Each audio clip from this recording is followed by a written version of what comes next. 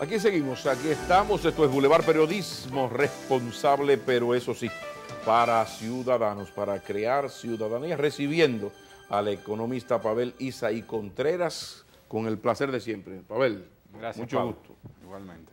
Pavel es de esa generación de jóvenes que uno insiste en decirle jóvenes y no le dice Pavelito de casualidad, pero resulta que es un señor doctor en economía de 40 y tantos. Pero los mayores que ya nos acercamos a 50, entonces lo vemos como, así que Pavel, porque el hijo de... No. Saludamos al doctor Isa Contreras y lamentando mucho la muerte de tu abuelita.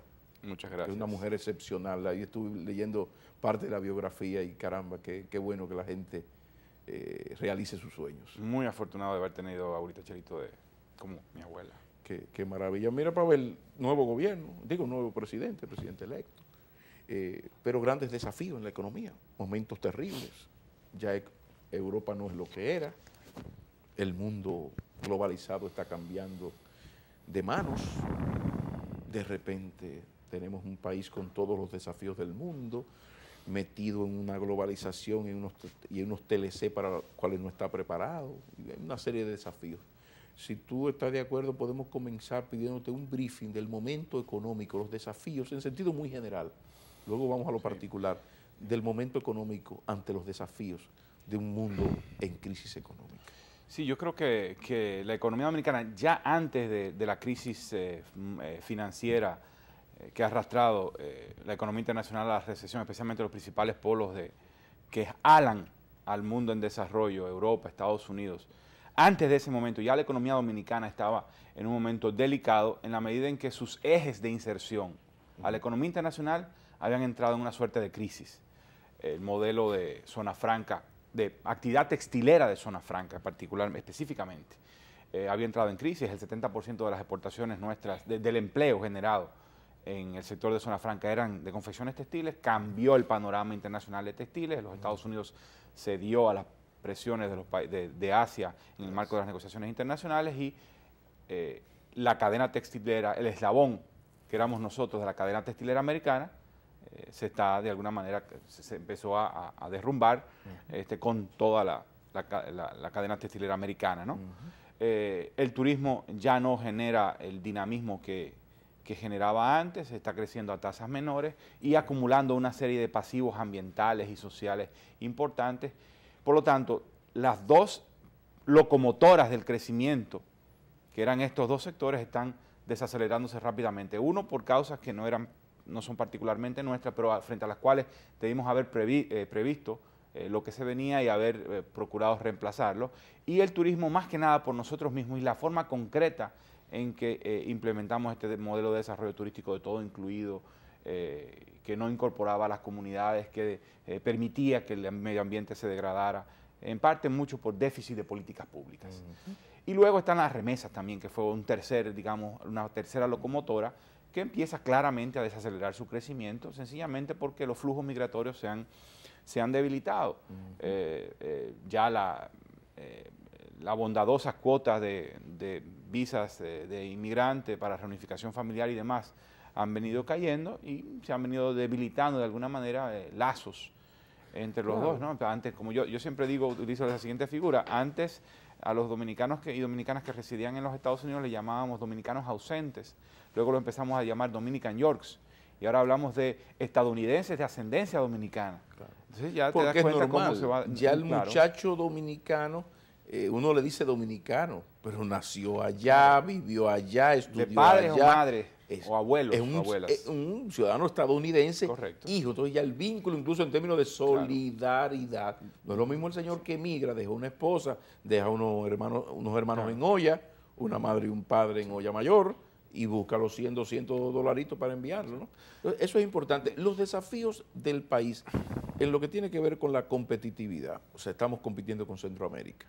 vamos a competir en algún momento con Haití, estamos metidos en muchísimos tratados de libre comercio.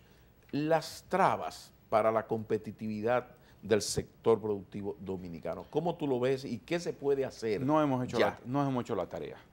No hemos hecho la tarea de dotarnos de un aparato institucional que vaya que entienda que la producción está en el centro del bienestar material de todos los dominicanos y las dominicanas. El empleo es el principal vínculo entre economía y gente, cómo la gente vive.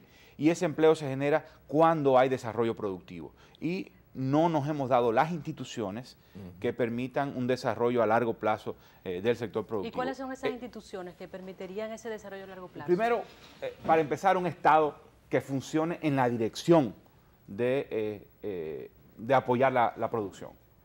Lo que hemos visto es un Estado fundamentalmente que funciona para reproducir las formas de hacer política y reproducir a los grupos en el poder y para pactar con grupos económicos poderosos. Con frecuencia estos grupos son fundamentalmente de importadores o de sector financiero que no producen riqueza. No significa que no sean importantes para la producción de riqueza. El sector comercial, importador, en general distribuye bienes y servicios que se producen en la economía, genera empleo. También el sector financiero es importante para la producción, pero cuando los pactos, las alianzas de la clase política se establecen fundamentalmente con sectores que no generan riqueza, sino que son más bien complementarios a la producción de riqueza, entonces el sector productivo mismo va... ¿Cuáles son los sectores generadores de riqueza? Perdiendo fuerza, perdón. ¿Cuáles son los sectores generadores de riqueza?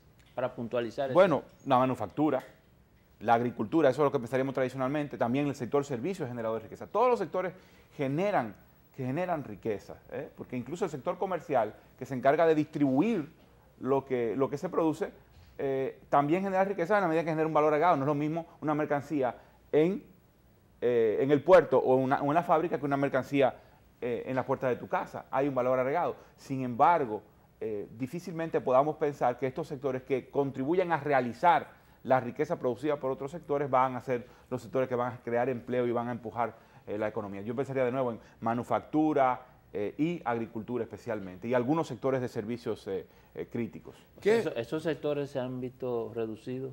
Sí, claro, especialmente la agropecuaria ha perdido peso en el Producto Interno Bruto de manera dramática. Eso nos ha colocado también en una situación un poco delicada a nivel de seguridad alimentaria, por ejemplo.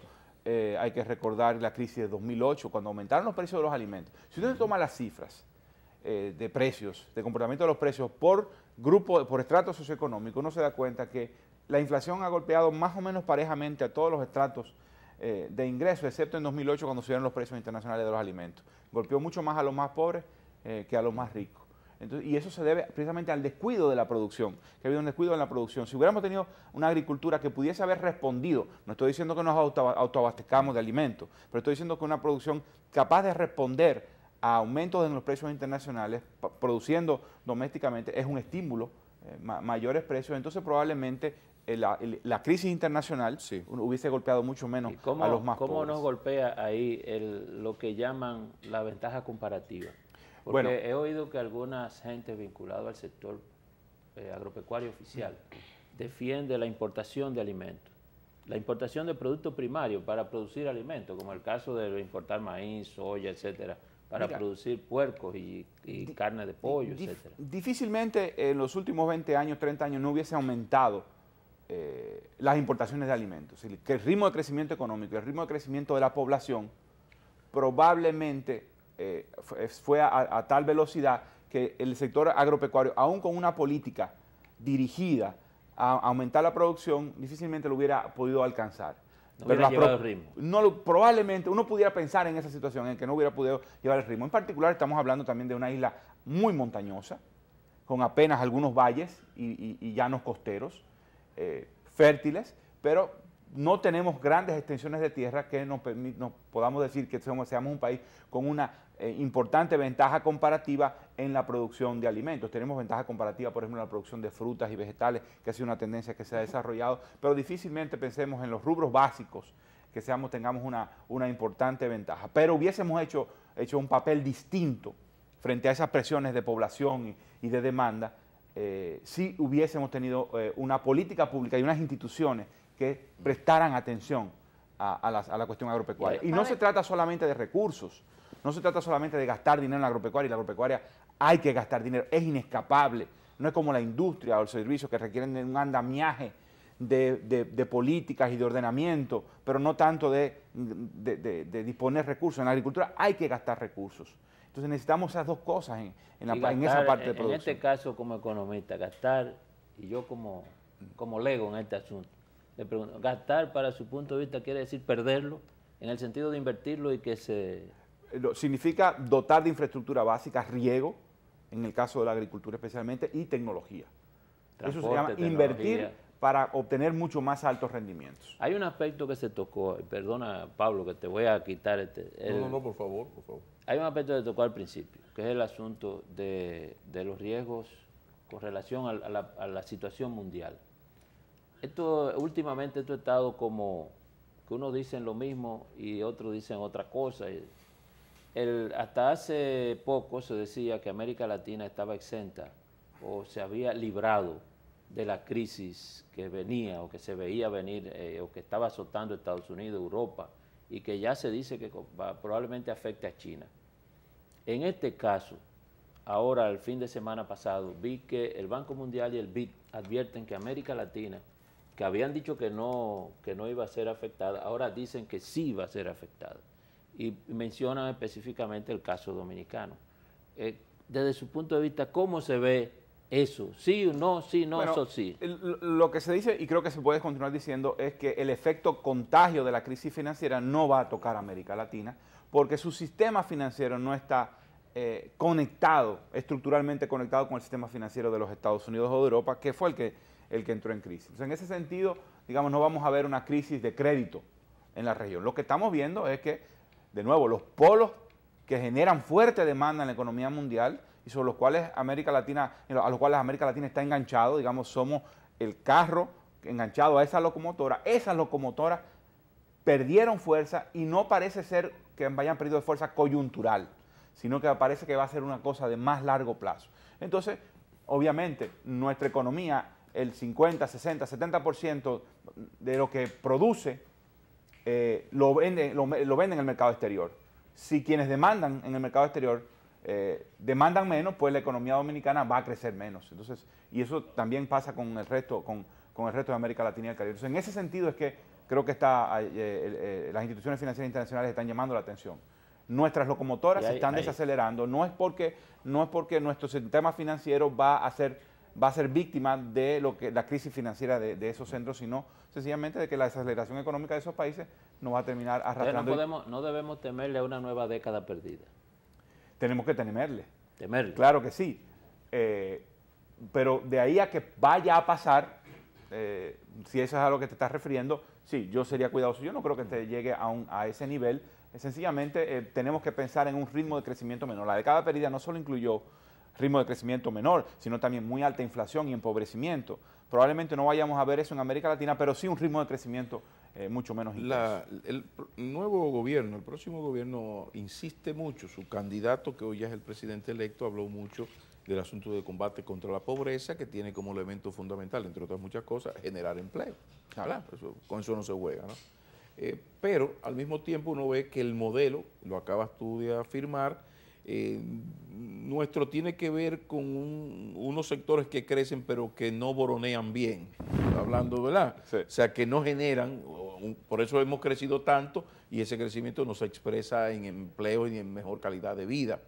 Esto tiene que ver con, tú lo acabas de mencionar, sector financiero, sector importador, entre otros. Pero el gobierno que viene quiere priorizar el asunto de la pobreza, lucha contra la pobreza. ¿Cuáles cambios tendría que hacer dentro del poder que tiene un presidente de la República en la estructura económica para que la economía dominicana sea una economía más equitativa, que boronee mejor, que la macro alimente la micro y la micro boronee? Yo creo que Doctor Mejía Domínguez. Yo creo que los diferentes programas de gobierno que se presentaron, las propuestas de programas de gobierno, iban en una dirección más o menos parecida, por lo menos el espíritu iba en esa dirección, en dos líneas. Uno, producción. Políticas de desarrollo productivo que permitan que los sectores empiecen a generar empleo. Y luego, política social. Se dice, con frecuencia se ha dicho, que la mejor política económica es una buena política social. y es porque la política social debe contribuir a crear capacidades en las personas. Cuando hablamos de competitividad, lo que hablamos es de competitividad de la gente, ¿ya?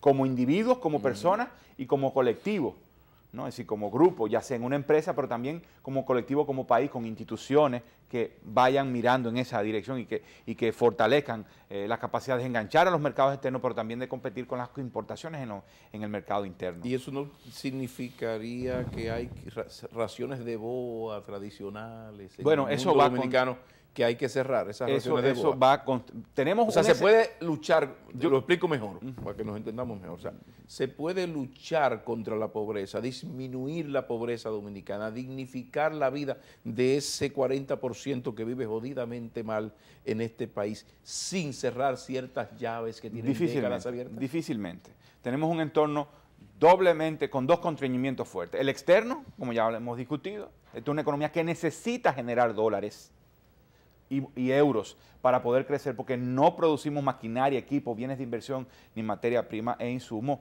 para la manufactura especialmente y para la agropecuaria misma, por una parte, y la otra restricción es la interna, esa ración de la BOA, esos recursos que pasan por el Estado y que no son gastados adecuadamente. Por eso, lo prioritario en este momento, de cara a un pacto fiscal, es que el Estado empiece a dar ejemplo, gastando mejor, mejorando la calidad del gasto, redirigiéndolo, poniendo topes claros a aquellas cosas en las cuales hay una clara irritación de la población respecto a ciertos gastos. Y entonces, cuando el Estado empiece a comportarse de manera diferente y empiece a reducir esa razón de la BOA, entonces podemos empezar a discutir una reforma de la y la ciudadanía tiene que estar dispuesta a echar el pleito del lado del que proponga políticas, porque aquí también hay que jugársela, no dejar a los gobiernitos débiles con buenas iniciativas,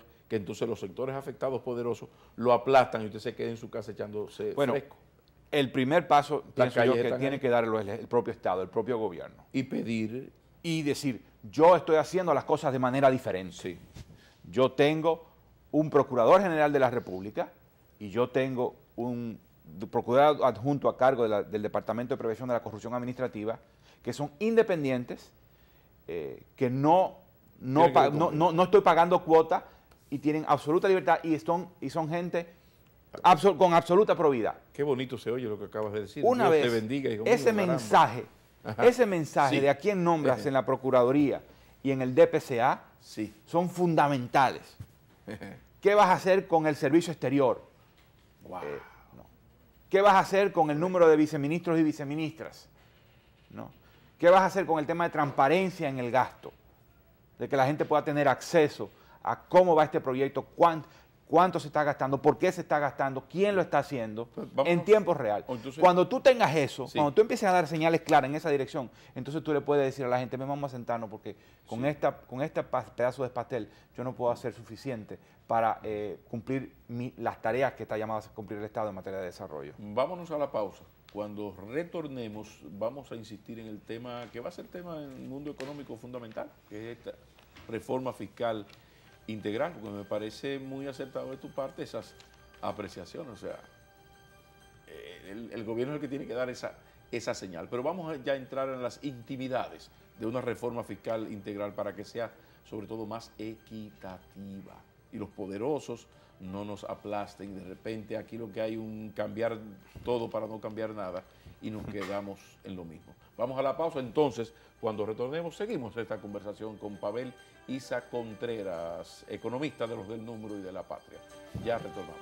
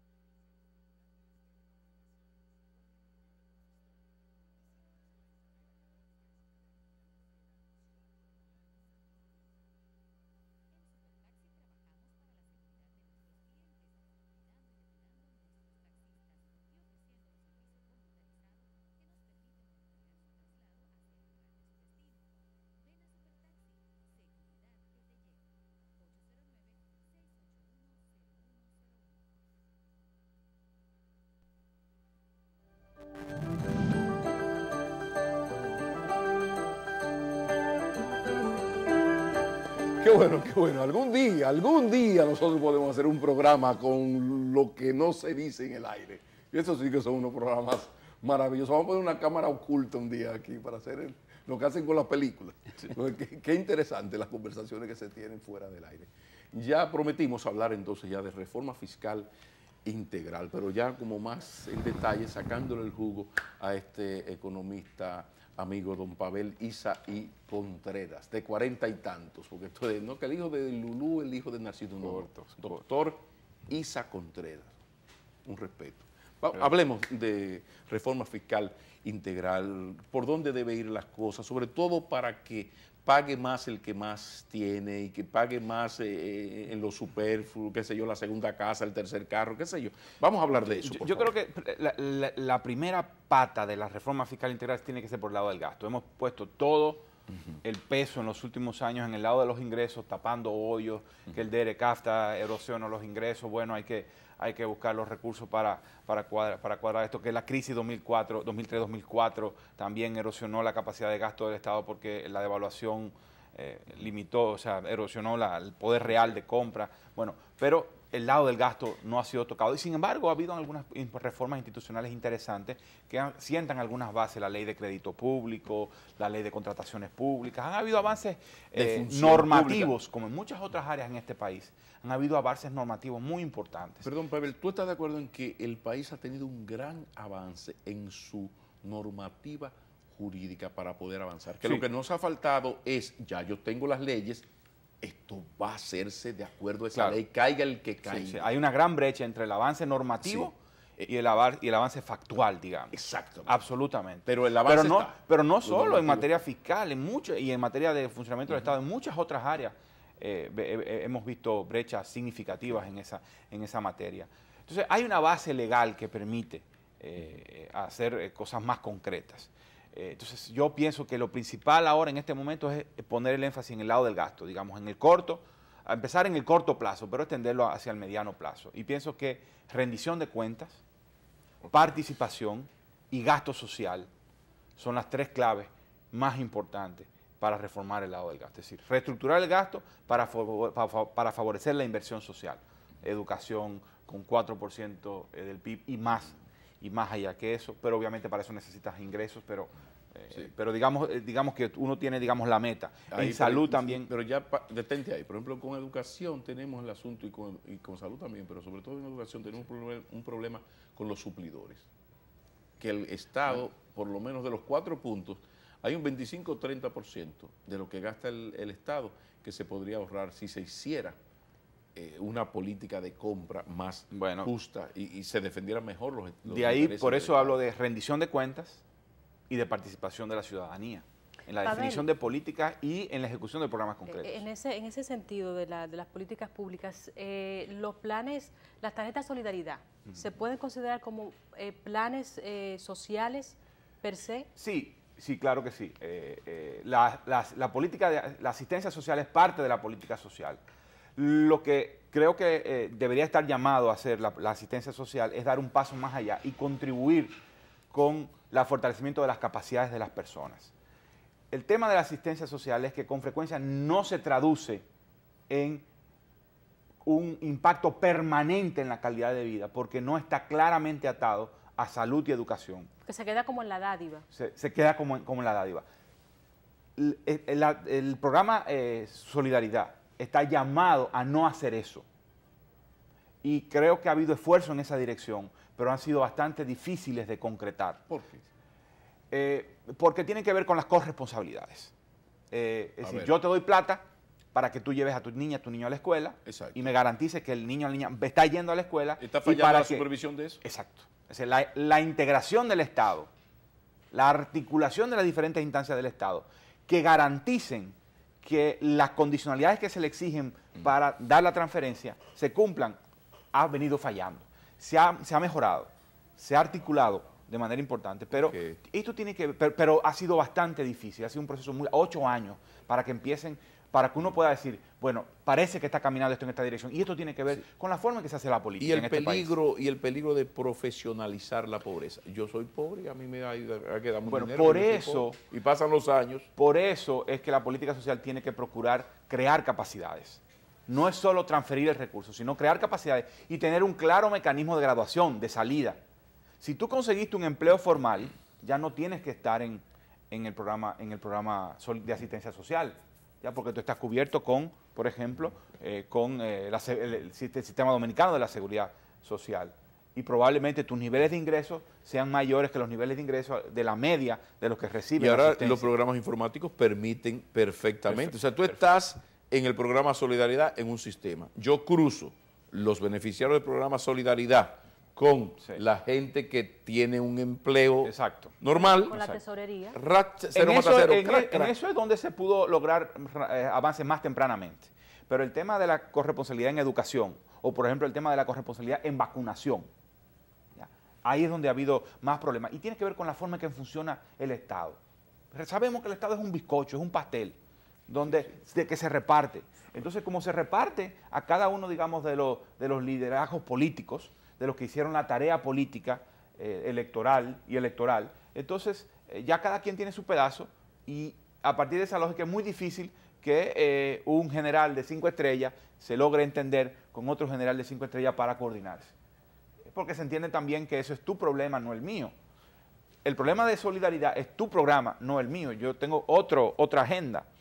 Y es, de nuevo, el problema de articular el Estado en una agenda de largo plazo. En eso tú eres optimista del presidente electo Danilo Medina, en el sentido de que ha sido un tema muy recurrente de él, incluso muy fuera del poder, aquello del Banco de la Mujer, el Banco de los Pobres, Promipyme. Medina siempre ha estado muy cerca de esto. ¿Hay alguna posibilidad que permita cierto optimismo? Yo creo que sí, yo creo que por lo menos para exigir. Yo creo que ahora dice, bueno, ya tienes un discurso que está más cónsono con el discurso que muchos y muchas hemos esgrimido durante algunos años, y no solo el presidente electo, sino el resto de los candidatos, de tal manera que hay una suerte de consenso, por lo menos intelectual, en una dirección determinada, porque ya consenso más amplio es un poco más difícil. Okay, y yo creo que ahora uno puede exigirle un poco más. Vamos a hablar de la reforma fiscal integral. Ya ha tocado el tema del gasto, que es un sine qua non. O sea, tú a mí no me puedes sacar los chelitos, yo lo dije. Exactamente. Aquí estamos en franca rebeldía. Tú a mí no me sacas un chelito más de DIRCOM, a menos que yo vea mientras resultados. haya 34 vicecónsules en Nueva York. Así no se puede. Exactamente. Perfecto. Ahora, dicho esto, perfecto. Entonces, vamos a ver, oremos. Tatica la de Higüey siempre nos mete la mano. Bien, ahora. Pero es una responsabilidad nuestra también, ¿eh? No, vamos para la calle. Dices, en seguir insistiendo. No, y para la calle también. Si hay que hacer una marcha de 300.000 gente, que los políticos sí oyen eso. La gente. Primero la gente, decía el doctor Peña Gómez. Pero vamos a hablar ya, fuera lo del gasto. Ok, la composición de esa reforma fiscal integral. ¿De qué manera buscar más chelitos sin aumentar en lo básico? Sino eficiencia, sí, pero también, mira, por aquí no hay que aumentar, sí, pero quizás hay un nicho de penalizar el lujo. Yo creo que ¿Qué se puede hacer? Yo creo que el sistema tributario dominicano debe caminar hacia poner más énfasis en impuestos sobre los ingresos y el patrimonio. ¿Ya? Sobre los ingresos y el patrimonio. Y sobre los ingresos, altos ingresos y sobre el patrimonio. Hay mucha exención, hay exenciones importantes en el aparato tributario dominicano a favor de ciertos ingresos. Por ejemplo, los ingresos que provienen de fuentes financieras están desgravados. Si tú tienes un certificado de depósito, tienes 15 millones de pesos, 30 millones de pesos en instrumentos financieros, tú no pagas impuestos sobre la renta, sobre los intereses que generan esos ingresos. Sin embargo, si tú tienes esos mismos 15 o 30 millones de pesos en una empresa, en una fábrica o en una empresa de servicio o de comercio, tú sí pagas impuestos sobre la renta, sobre los beneficios que generan esos ingresos. Pero se ha dicho que sería una doble tributación, se dice. Si se cobra, porque ya cuando uno deposita en el banco, ya pagó los impuestos. No, pero es una actividad separada. Es lo mismo que tú recibas beneficios y lo metas en otra empresa y lo inviertas en otra empresa y esa otra empresa te genera ingresos. Entonces eso es otro impuesto sobre la renta, es lo mismo. Si tú agarras el dinero que pagó impuestos sobre la renta y lo depositas en un banco, en un periodo de tiempo, es una nueva iniciativa económica sobre la cual que está tan grabada como la primera. En definitiva, pero siempre los ingresos provinieron de alguna otra actividad, permanentemente. Que uno sospecha que fue lícita y que se pagó impuestos. Exactamente. Pero a lo que voy, por ejemplo, creo que es bueno dejar claro la situación actual. Si yo tengo 5 millones de pesos, heredo, sí, tengo 5 millones de pesos. Doña Yolanda, ok, viene, 5 millones de pesos. Si yo los dejo como un certificado financiero en un banco, al 4, al 2, al 3, al 7, lo que sea, yo no pago impuestos por eso. Exactamente. Ahora, ¿qué pasa? Yo quiero que me den mayor porcentaje de beneficios. Sí. Además, soy joven, quiero poner ahora una oficina de asesoría de tal cosa. Entonces, yo vengo y creo una empresa con esos millones, compro, alquilo una cosa, contrato a 3 profesionales, cero mata cero. Me caen los bueyes encima. Exactamente. Porque Tienes una que cosa- pagar impuestos. Comienza ya sobre eso. uno azaroso supervisor y una cosa, y uno impuesto por aquí. Entonces, esto es viable. O sea, ¿tú crees que un presidente, un jefe de Estado, tendría la fuerza para hacer esa Sí, modificación? ¿Tú lo crees sí, yo viable? creo que sí que la tiene. Porque va a tener problemas con la gente Lo han del intentado poder, varias terrible. veces. Aquí hay una gente poderosa que cuando un presidente aprieta, le crean una imagen de que es un dictador. Bueno, es una- Aquí hay gente terrible. Bueno, terrible. Bueno, Lo han se ha hecho intentado una varias apuesta por veces. la equidad, ¿no? Se ha hecho una apuesta, ha habido un discurso a favor de la equidad. ¿Y tú crees, tú ves al Estado, a un presidente Medina, Yo creo que con perfectamente. voluntad política para enfrentar? Porque eso es un pleito. Ese es un pleito. Sí, es un Pavel. pleito que Leonel Cuando tú Fernández le no digas, se lo echó, no se lo quiso echar. Es- Habiendo sido propuesto por la Dirección General de Impuestos Internos y habiendo sido refundado, señor. respaldado por Foro Ciudadano Exacto. en las discusiones de reforma fiscal, de que había que grabar Exacto. los ingresos provenientes de instrumentos financieros, el presidente recogió, echó para atrás y no echó ese ¿y tú pleito. crees que ahora es? Yo creo que hay más posibilidades ahora, hay más conciencia de que hay que ser equitativo. Tendremos en que el- invitar a tu tío, que va a hablar con mayor, porque tiene mayor cercanía con el presidente electo que tú. Entonces, Claro. un próximo invitado al Boulevard será Antonio Isaconde para que nos hable de esa posibilidad, porque es así, arreglado lo del gasto, ¿verdad? La vagabundería, el relajo, perfecto, sí.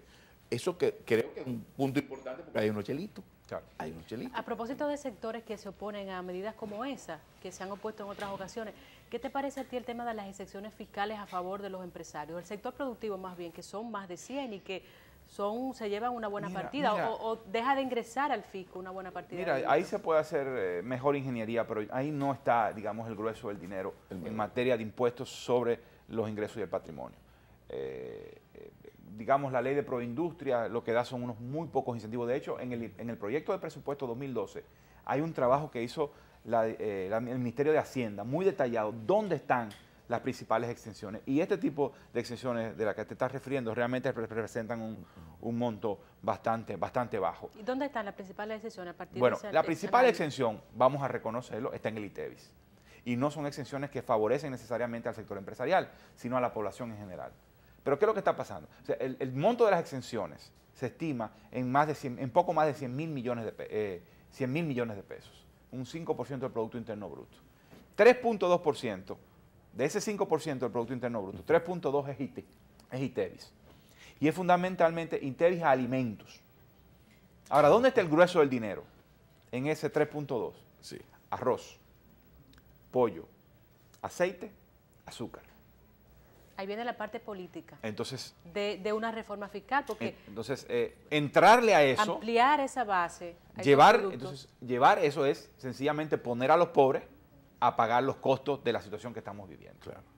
Por eso estoy diciendo, tú puedes ampliar la base del ITEVI, reducir exenciones que pasan como si fuesen bienes básicos y realmente no son bienes tan básicos. De hecho, hay algún conjunto de bienes básicos que detergente, pasta de dientes, jabón, queso, carnes procesadas como embutido, sal, jabón de cuava, ese tipo de cosas están exentos. Tú puedes incluso reducir un poco ese nivel de exenciones, pero el grueso del dinero en el ITEVI está en estos 4 productos y más, obviamente, está en productos no procesados, que son ingravables, plátano, yuca, los productos frescos que vienen del campo, las frutas, son ingravables porque se comercian en sistemas relativamente informales, difíciles de capturar. Luego está educación y salud, también son parte de las exenciones, que es impensable que vas a grabar eso, particularmente porque no tienes una oferta del Estado, una contraoferta del Estado.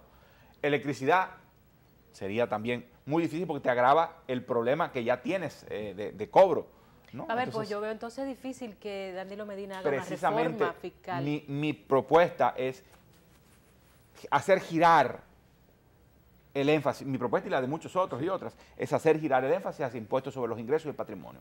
Por ejemplo, el tema de las propiedades inmobiliarias. Eso es lo que yo veo más viable, ¿no? Claro. Porque lo otro es sumamente difícil y también está lo de la tentación. Porque el aumento, por ejemplo, en el ITEVIS, es el ingreso más automático y eficiente que tiene el Estado. El Estado mañana te dice el 10%, 16%, no.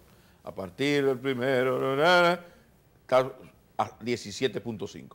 Esto inmediatamente significa que en 30 días hay una pila de cuarto ahí, no es que uno impuestico. Sí. Entonces la tentación es alta. Claro, el pastel está en el ITEVIS, Sí. pero es el pastel político más complicado, Claro. porque hay, primero también. porque hay una parte importante que es difícil de cobrar, o es impensable pensar que va a cobrar, ¿ya? Y la otra es el impacto redistributivo, afecta a los más pobres especialmente. Entonces pongamos el énfasis en impuestos sobre el ingreso e impuestos sobre el patrimonio. El tema de las viviendas y la propuesta que se planteó de acumular el valor de las viviendas que se tienen era una propuesta absolutamente razonable. Si tú tienes 5 casas de 4 millones de pesos cada una y tú no pagas impuestos sobre el patrimonio, ahora tú tienes una casa de 7 millones y sí pagas. Pero lo están cobrando, acumulando las viviendas. No se acumula. Sí. No, es individual. No, yo tengo amigos que le suman 2 propiedades para cobrar. Que hable con su asesor. Anda mal. Eso es una de las cosas por hacer. ¿Volveremos a encontrarnos? Yo creo que ha sido muy útil esta conversación porque ahora lo tenemos más claro de las alternativas que tendría. Además, cuando tú haces eso, tú diseñas un sistema tributario que cuando crece la economía va a capturar más ingresos. Pero si tú te enfocas en el ITEVIS, cuando crece la economía la gente no va a comer más arroz, más pollo. Por lo tanto, no va a recaudar tanto más. Pero si tú te concentras en el ingreso y en la riqueza, en la medida en que crece la economía, el ingreso de la riqueza crece y entonces el Estado va a poder capturar partes crecientes de ese ingreso. Pavel Isa Contreras, ya ustedes lo escucharon. Qué bueno hablar con las personalidades que tienen calidades para la opinión bien documentada. Joven economista, muy bien amueblado, ya ustedes se dieron cuenta. Nos vamos a la pausa, ahora sí tenemos deportes, eso es el Boulevard, periodismo responsable, pero eso sí, para ciudadanos, para crear ciudadanía.